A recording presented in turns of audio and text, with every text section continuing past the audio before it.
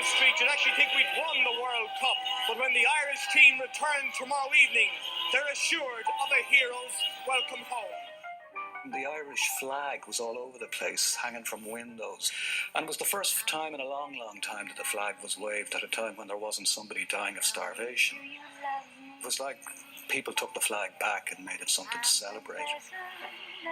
The odd Eurovision was the only reason for people to celebrate being Irish very often, you know. So the football changed that, really. England, Holland, and the last name, out of the hat. It was a nice summer. Everyone engaged with football and people partied every time the team played, and we wondered where it would all end. Come on, lads!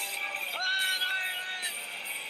Lineker on danger here, and Lineker almost there, and Gary Lineker is there, and England are in front. Sheedy gets it back. And Sheedy shoots.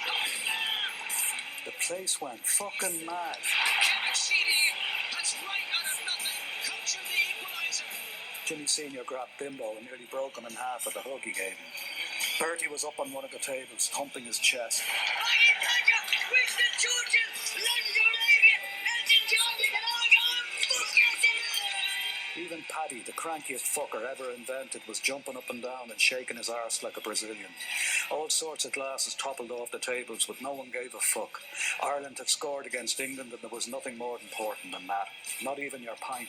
It's a game we couldn't afford to lose. We've got to go in against Egypt now, and if we can beat Egypt, we've got 3 points, and then we can go against Holland, and we'll see what happens against Holland. The style of play was pretty crude, but we had a great group of players. But Jack had his own ideas, and he moulded them to his will. I feel embarrassed and ashamed of that performance. The Liam Brady's, the Ronnie Whelans, the David O'Leary's. This is a great football and country produced players and go out and play that rubbish.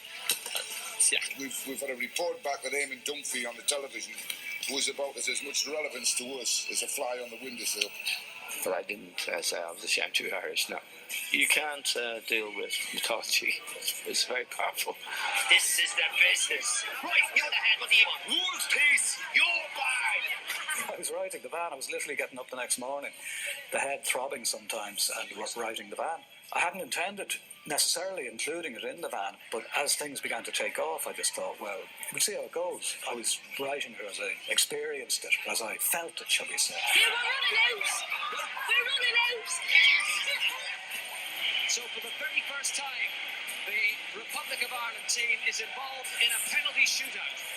Timopte against Bonner. Yeah.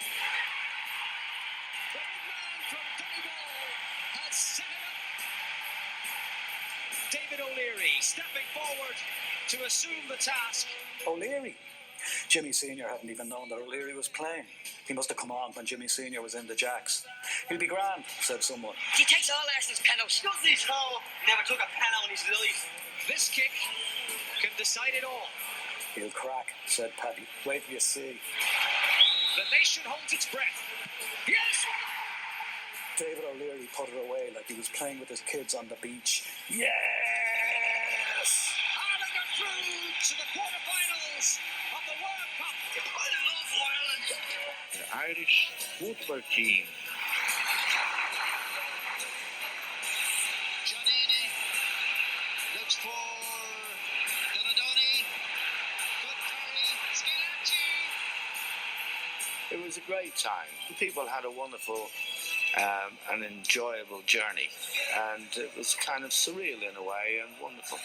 They gave so much, happiness to people that whenever I see the people associated with that squad, I just smile.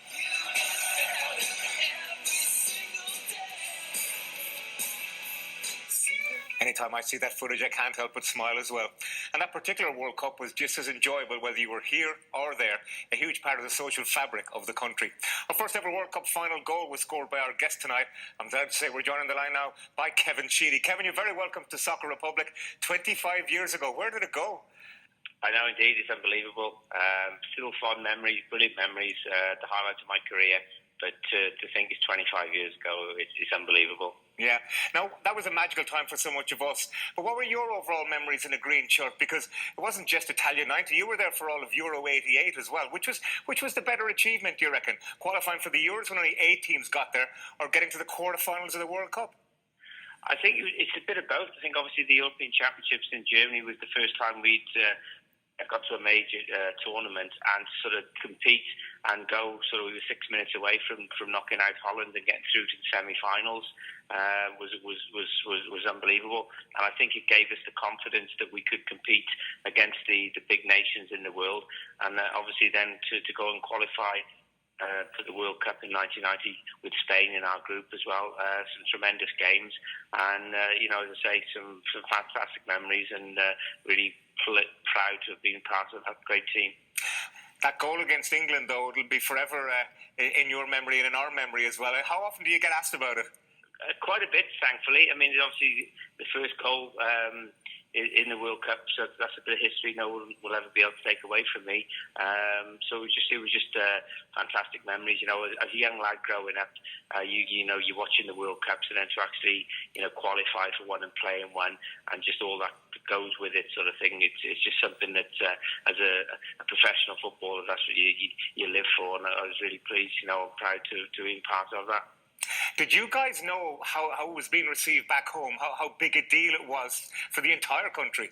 No, it was only until we started getting footage of obviously the games being filmed, and the whole thing in the country. The how we come to a standstill. But I think my best memory ever was when we came back from the European Championships, but then ultimately the World Cup, doing the tour of the city and going down O'Connell Street, and it was just I don't know how many people were actually there, but it was just, I looked back and looked down O'Connell Street and just ran with supporters, and it was just like an unbelievable memory. Well, hopefully we'll have those days back again.